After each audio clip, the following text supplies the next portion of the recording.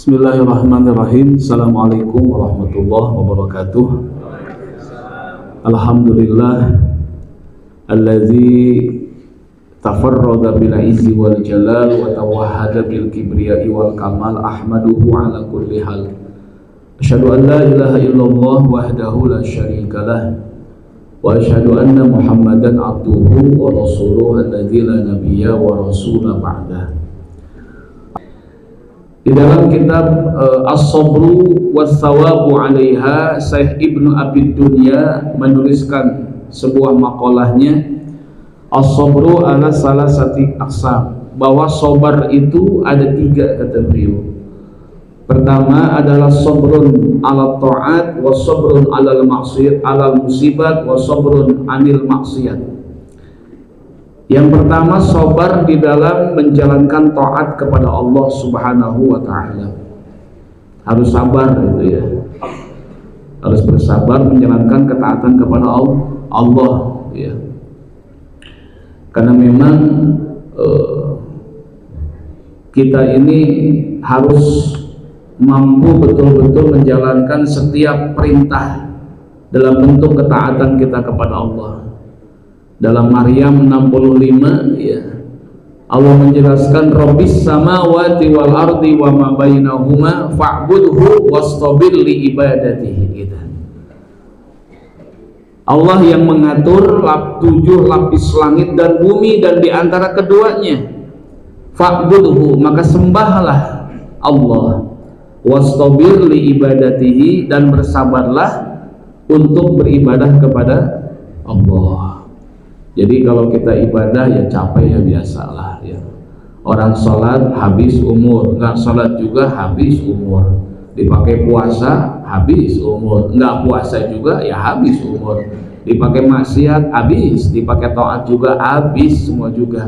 Tapi mudah-mudahan capek kita capek yang bermanfaat dunia dan akhirat. Istiqomah dalam sabar menjalankan taat kepada Allah. Wa man sabaru ala taat kataballahu lahu salasa mi'ah darajat. Maka barang siapa yang bersabar dalam ketaatan kepada Allah, maka Allah catat 300 derajat di hadapan Allah Subhanahu wa ta'ala. Yang kedua, bersabar di dalam menghadapi ujian gitu ya. Ujian, bukan kita saja yang diuji, bahkan khalau min qablikum, orang-orang sebelum kita pun sudah diuji oleh Allah. Ujian akan datang dalam Al-Baqarah 156 dan 157. Itu ujian akan datang kepada kita ya, mau tidak mau harus diuji. Am hasibtum an tadkhulul jannata wa lamma ya'tikum mathalul ladzina khalu min qablikum massahumul ba'sa'u wad-dharra'u wa zulzilu hatta yaqula ar-rasul wal ladzina amanu ma'ahu mata nasrullah. Ini kan ujian yang Allah datangkan ya. Wala nabluwannakum bisyai'in minal khaufi wal ju'i wa naqsim minal amwal wal anfus was thamarat wa basyiris sabirin. Sabar gitu ya. Selevel Nabi Muhammad saja ya, ini diuji betul-betul itu. Ya, dengan sebanyak kekurangan harta, ketakutan segala macam, ini kan ujian yang Allah berikan sama kita. Ya, kadang-kadang kita takut lebaran teboga duit, kadang-kadang nanti mana gitu tanya. Segala macam lah, bentuk kekhawatiran, kurang harta, ya, kurang buah-buahan segala macam. Ini contoh kecil aja ya. Jangankan level orang sini Blok M ya, level Nabi Muhammad saja itu. Sangat lapar Nabi saat itu, berharap Siti Aisyah masak itu di dapur. Begitu buka dapur, nggak taunya Siti Aisyah mengatakan, ya Rasulullah, tidak ada makanan dan tidak ada bahan-bahan yang kita masak. Gimana? Dan mupahan ke pamajikanna, nggak apa-apa wahai Aisyah, aku sedang puasa kok gitu. Mupahan hati pamajikan itu mah. Padahal beliau ingin makan karena lapar, tapi karena nggak ada bahan-bahan yang dimasak di dapur, nggak apa-apa, aku sedang puasa kok. Sampai begitu loh. Itu level Nabi Muhammad itu. Kalau orang Blok M di sini mungkin nggak punya juga, beras masih ada, di kulkas penuh, ATM mungkin seperak dua perak mah ayah lah. Ini level Nabi Muhammad loh, sampai segitu. Saya tanya kira-kira nih orang sini kalau nggak punyanya kayak begitu nggak kira-kira? Enggak kan?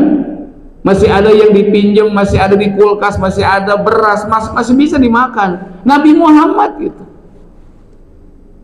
Ya. Maka waman sabara alal musibah, maka barang siapa yang bersabar, kataballahu lahu, maka Allah akan catat baginya sita mi'ah darajat. Allah akan catat 600 derajat, lebih tinggi nih. Kenapa lebih tinggi? Ya ada benturan gitu. Kalau taat ibadah ya golosor we gitu tah. Tapi kalau ada musibah, ada beban gitu. Ya harus ihtimalul azza, nanggung ketidakenakan, nanggung penderitaan, agak beda. Maka saya katakan nih, duit tebel dipakai sholat, teboga duit pakai sholat, berat bawaannya. Bedanya ada musibah gitu. Yang terakhir, yang ketiga, sobrun anil maksiat, sabar meninggalkan maksiat. Ini berat nih ya, sabar ninggalin maksiat. Faman sabara anil maksiat katabahullahu lahu tis'a mi'ah darajat. Maka siapa yang sabar dalam meninggalkan maksiat, maka Allah akan catat 900 derajat. Lebih tinggi lagi ini mah, lebih tinggi. Nggak gampang itu, meninggalkan maksiat itu nggak gampang. Yang kita bahas yang ketiga, gimana nih caranya Allah ya meninggalkan maksiat buat hamba-hambanya gitu. Allah punya cara gitu, bagaimana agar hamba ini dijauhkan dari maksiat. Karena kita nggak bisa meninggalkan maksiat tanpa ada pertolongan Allah, nggak bisa. Makanya Allah punya caranya. Agama punya teknik bagaimana agar kita ini dihindarkan dari maksiat ya. Yang pertama adalah al-ishtighal bimasalihi nafsik. Yang pertama adalah dengan menyibukkan segala perbuatan amal yang menjadikan kemaslahatan buat kita. Maka bagaimana caranya maksiat dihindarkan? Dengan cara menyibukkan aja. Selama 24 jam bagaimana caranya kita sibuk waktu itu kebaikan, bimasalihi nafsika, dengan kebaikan-kebaikan perbuatan yang maslahat untuk diri kita. Seiring kita menyibukkan waktu untuk kemaslahatan diri kita, sewaktu itu juga maksiat bisa dihindarkan gitu. Maka beruntung kalau kita itu sibuk ya segala macam. Dalam Al-Anbiya 90 pun Allah menjelaskan ya, innahum kanu yusari'una fil khairat wa yad'unana raghaban wa rahaba wa kanu lana khashi'in. Jadi mereka itu bersegera kebaikan gitu, terus berkebaikan. Jadi nggak ada celah, dibuka peluang kosong. Maka ada bahasa al-faragh mafsadah. Kosong itu merusak sebetulnya. Ya, waktu kosong dipakai bengong ngerusak pasti. Coba dipakai tafakur, ada manfaatnya. Waktu kosong itu merusak. Hati kosong merusak. Perut kosong merusak. Rumah yang kosong menakutkan. Komo dompet kosong. Ya Bu ya. Yang kosong tuh nggak boleh. Kok masjid kosong kan jelek itu. Ya kan? Kosong ini. Ini laki-laki kosong. Kok dia belum nikah sih kosong kan jelek gitu. Ya gitu. Ya udah aja pengen nambah nih Pak Ayu. Jadi sibukkan aja Pak. Gimana sih cuma ninggalin maksiat? Ya gampang, sibukkan dengan kebaikan, selesai. Datangkan yang baik-baik saja. Al-haq zahaqal batil, pasti itu mah. Maka kenapa orang itu ada waktu senggang ngomongin orang sejam 2 jam? Nggak ada kerjaan dia mah. So nggak ada kerjaan. Kenapa dia ngomongin orang sejam 2 jam? Bisa bicara ngomongin orang. Kenapa bisa seperti itu? Karena dia nggak punya kerjaan yang baik. Coba disibukkan zikir, sholawat, baca Quran, nggak ada waktu tuh ngomongin orang. Kenapa? Sibuk. Betul lah kira-kira. Nah itu tuh Makanya kalau ingin maksiat kita berkurang itu gampang gitu. Maka udah tua gini nih kita nih ya, ibadah meningkat, maksiat ngurangin dah. Ini mah maksiat nambah, taat makin berkurang, ini salah ini ya. Itu ayo cepatlah, innahum kanu yusari'una fil khairat, sungguh mereka kata Allah segera, enggak nunda lagi, enggak nantilah, enggak gitu, udah langsung aja, enggak ada, jangan dikasih kesempatan waktu kosong, jangan, berikan porsi yang terbaik saja, insya Allah. Yang kedua, caranya Allah mendekatkan kita dengan orang-orang yang soleh gitu. Ada rem sebenarnya gitu, ada rem. Coba kalau kita pergaulan kita, teman-teman kita yang Allah dekatkan, yang bagus-bagus, yang soleh-soleh, itu bentukannya ahli Allah sebenarnya ya. Dalam An-Nisa 6970, wa may yuti'illah war rasul faulaika ma'alladzina an'amallahu minan nabiyyin was-siddiqin was-syuhada was-shalihin wa hasuna ulaika rafiqa dzalikal fadlu minallah wa kafa billahi alima. Kalau kita punya CS, teman, sobat, bestie kita nih yang soleh-soleh, itu cara bagi Allah menghindarkan maksiat kepada kita. Minimal lamun aya babaturan soleh mah aduh era kan gitunya. Kan aya rem sebenarnya. Baiklah begitu oke orang maksiat gitu, kadang-kadang gitu itu kan bablas kendal kan cepet-cepet. Cari teman yang bisa menghindarkan kita bermaksiat. Maka ketika Allah kirim orang-orang yang soleh-soleh aja sama kita, eta teh rezeki ti Allah, bentukannya ahli Allah sebenarnya. Ya, nah kita ingin berdoa, ya Allah jauhkan maksiat, ari gaul teu ecel. Ya, ari waktu dikosong dibuang percuma, ya kumaha tuh. Ongko ngadoa yang Allah hindarkan dina maksiat, tapi waktu-waktu dibuang percuma, dipakai maksiat, ari solmet, babaturan CS, pidosaeun wae kumaha tuh. Antara menta jeung realita teh cocok eta mah. Menta kalau dihindarkan, realitana orang gitu, bener tah, sibukan karena ibadah waktu beak ke ibadah gitu. Terus kemana babaturan teangan anu bener, iya orang geus kedul, boga sobat anu males beak geus sudah.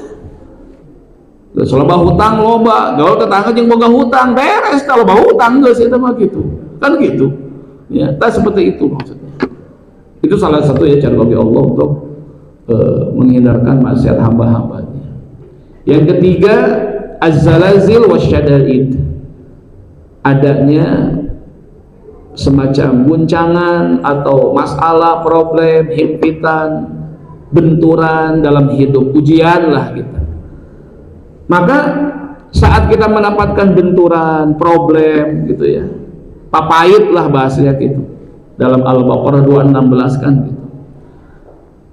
Emang gak ada yang mau, siapa yang ingin dapat benturan ya, ataupun problem, masalah segala macam, gak ada yang mau. Tapi dibalik itu semuanya Allah punya cara gitu ya, diberikan sesuatu yang mungkin kesulitan, kepahitan ya, az-zalazil wasyada'id.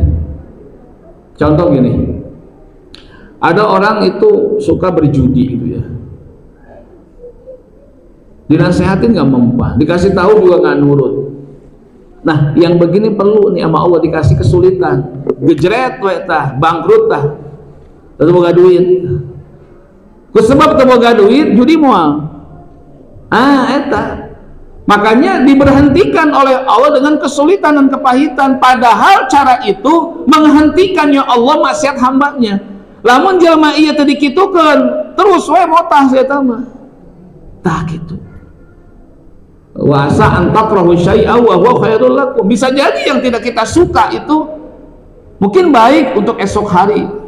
Atau orang suka mabok, dikasih tahu nggak nurima, dinasihatin nggak mempan, gejeret we gering tak paru-paru hancur, eureun tah kudu kieu dieureunkeun ku Allah gitu. Makanya ada bagi Allah cara biar hamba ini berhenti, ya Allah berikan kesulitan, kepahitan, benturan, ini cara bagi Allah gitu. Makanya ketika ada kesulitan ya sudahlah ya, udah mungkin anak muda ingin maksiat malam ahad nih, ingin maksiat, udah siap, udah ingin maksiat planningnya, tiba-tiba hujan gede, kan kesel, wah hancur rencana nih. Padahal Allah ingin menghentikan maksiat yang mentadikieun terus maka dieureunkeun ku Allah. Kenapa? Dengan problem hujan rahmat buat yang maksiat, jadi eureun lebih ke suruh hujan jadi maksiat ya tuh kan gitu. Bisa jadi yang menyadarkan kita kepahitan, bisa jadi yang bikin tijalikeun hidup mamanis. Maka seueur jelema anu tijalikeun ku mamanis kadang disadarkan ku papait, sok cobaan. Benar? Itulah cara bagi Allah menghindarkan maksiat terhadap hamba-hambanya. Yang keempat terakhir adalah diberikan kecintaan hatinya tentang akhirat. Dalam Al-Qasas 77, wabtaghi fima ataqallah darul akhirah wala tansa nasibaka minad dunya wa ahsin kama ahsanu ilaik. Ada dina hatena teh cinta kana akhirat. Lamun orang resep karena akhirat, alus tina kahadean, resep semangat tah cirina Allah teh ingin menghindarkan maksiat hambanya. Dimasukkan cinta dalam hatena berarti dijauhkan tina cinta dunia. Ad-dunya ra'su kulli khati'ah, hubbud dunya ra'su kulli khati'ah. Cinta dunia pangkal segala kesalahan. Maka lamun hate urang diasupkeun resep kana akhirat, insyaallah eta teh cara bagi Allah ngahindarkeun tina maksiatna ke Allah Subhanahu wa ta'ala. Demikian, mudah-mudahan manfaat buat kita semuanya. Semoga kita dihindarkan maksiat oleh Allah Subhanahu wa ta'ala. Makin terus tambah usia, makin dekat dengan kematian, makin sedikit kita terus mengurangi maksiat-maksiat kita kepada Allah Subhanahu wa ta'ala. Amin ya Allah ya rabbal alamin. Billahi taufiq wal hidayah. Assalamualaikum warahmatullahi wabarakatuh.